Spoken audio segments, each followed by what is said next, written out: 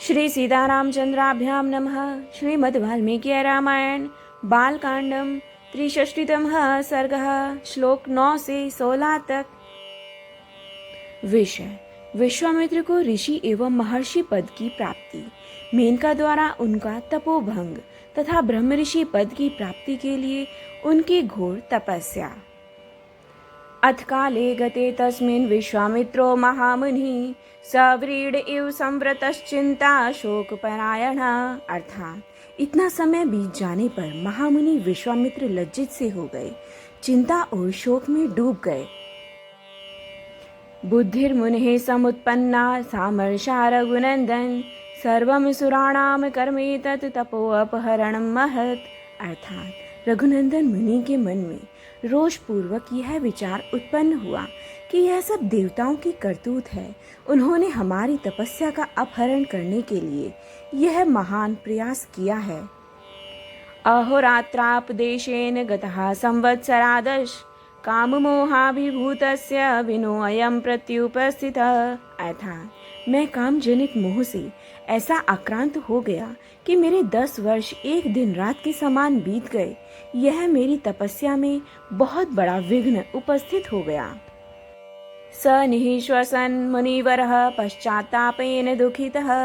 अर्थात ऐसा विचार कर मुनिवर विश्वामित्र लंबी सांस खींचते हुए पश्चाताप से दुखित हो गए। भीताम अप्सरसं दृष्ट्वा वेपन्तीं प्राञ्जलिं स्थितां मेनकां मधुरवैर्वाक्य विसर्जय कुशिकात्मजः उत्तरं पर्वतं राम विश्वामित्रो जगामः।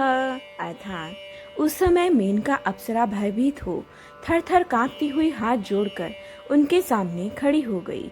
उसकी ओर देखकर कुशिक नंदन विश्वामित्र ने मधुर वचनों द्वारा उसे विदा कर दिया और स्वयं वे उत्तर पर्वत पर चले गए। स कृत्वा नैष्ठिकी बुद्धिं जेतु कामो महायशः कौशिकी तीर्मासाध्य तपस्तेपे दुरासदम्। अर्थात वहां उन महायशस्वी मुनि ने निश्चयात्मक बुद्धि का आश्रय ले कामदेव को जीतने के लिए कौशिकी तट पर जाकर दुर्जय तपस्या आरंभ की। तस्य वर्ष सहस्राणि घोरं तप उपासतः उत्तरे पर्वते राम देवतानां भूतभूयम्। अर्थात श्री राम वहां उत्तर पर्वत पर 1000 वर्षों तक घोर तपस्या में लगे हुए विश्वामित्र से देवताओं को बड़ा भय हुआ।